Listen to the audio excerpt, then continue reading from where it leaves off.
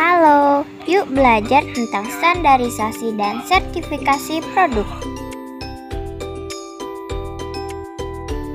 Yuk saksikan video berikut. Tahu nggak sih kamu, kemajuan sebuah perusahaan dipengaruhi oleh banyak hal. Salah satunya adalah kualitas produk. Produk yang berkualitas dapat menentukan daya saing sebuah perusahaan terhadap perusahaan lainnya. Oleh karena itu, standarisasi dan sertifikasi produk menjadi tuntutan yang harus dipenuhi produsen pada era globalisasi ini. Sekarang ayo cari tahu apa itu standarisasi dan sertifikasi produk. Wah, di buku ini tertulis kalau standarisasi adalah proses merumuskan, menetapkan, menerapkan, dan merevisi standar yang dilakukan secara tertib dan bekerja sama dengan semua pihak. Berarti standarisasi merupakan penerapan norma dan aturan mutu produk yang ditetapkan bersama untuk menghasilkan produk dengan mutu yang seragam.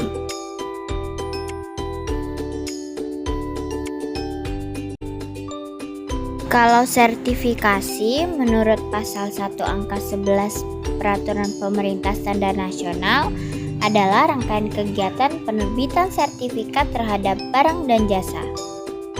Pada dasarnya, standarisasi harus memuat dua hal, yaitu standar teknik dan standar manajemen. Standar teknik adalah rangkaian persyaratan yang meliputi bahan, produk, dan layanan.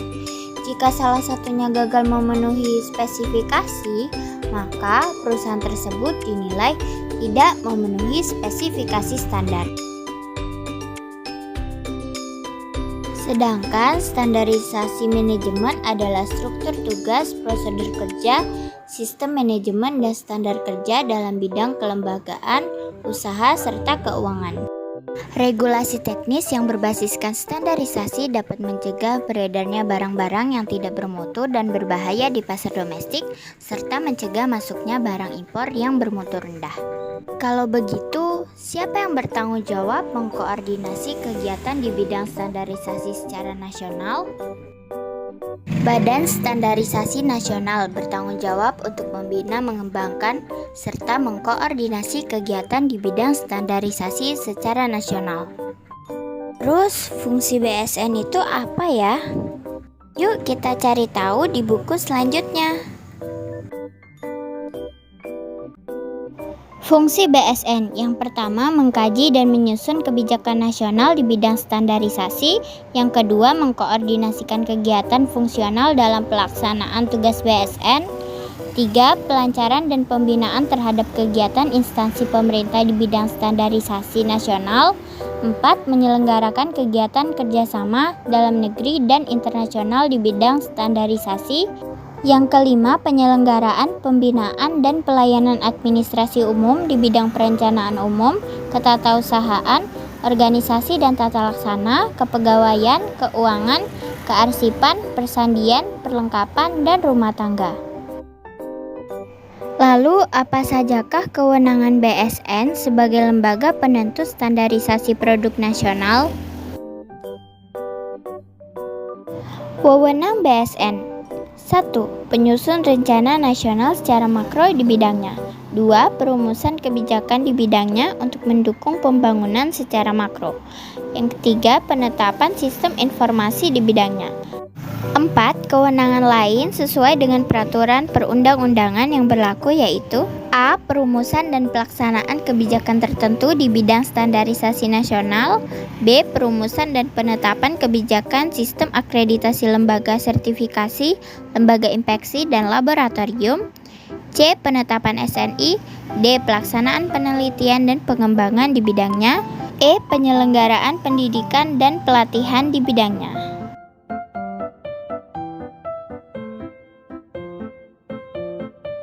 Kegiatan sertifikasi produk sebagai syarat pemberian sertifikasi SNI dilakukan oleh Lembaga Sertifikasi Produk LS-Pro.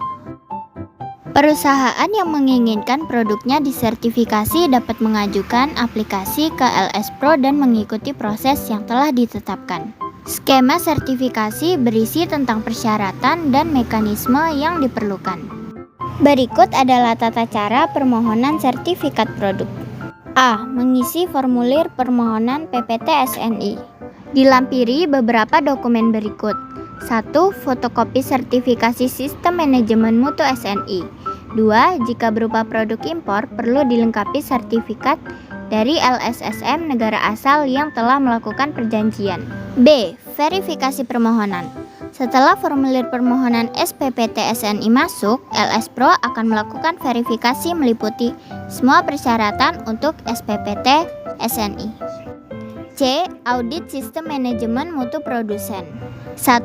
Audit kecukupan atau tinjau dokumen. Audit kecukupan memeriksa kelengkapan dan kecukupan dokumen sistem manajemen mutu produsen terhadap persyaratan SPPT SNI. 2. Audit kesesuaian, yakni memeriksa kesesuaian dan keefektifan penerapan sistem manajemen mutu di lokasi produsen. Bila hasilnya ditemukan tidak sesuai, permohonan harus melakukan koreksi dalam jangka waktu 2 bulan. D. Pengujian sampel produk. Jika diperlukan pengambilan sampel untuk uji laboratorium, permohonan menjamin akses tim, asesor, dan petugas pengambilan contoh atau PPC untuk memperoleh catatan dokumen yang berkaitan dengan sistem manajemen mutu. E. Penilaian sampel produk. Laboratorium penguji akan menerbitkan sertifikasi hasil uji.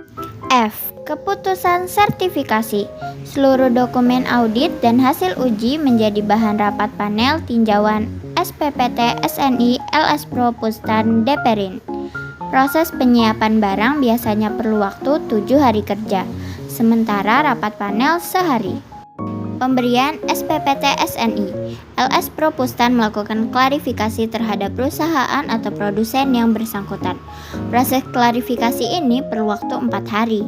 Keputusan pemberian sertifikat didasarkan pada hasil evaluasi produk yang memenuhi kelengkapan administrasi, ketentuan SNI, dan proses produksi serta sistem manajemen mutu yang diterapkan dan dapat menjamin konsistensi mutu produk. Nah, gimana? Semoga video ini bisa menambah wawasan kalian tentang standarisasi dan sertifikasi produk ya. Goodbye and thank you.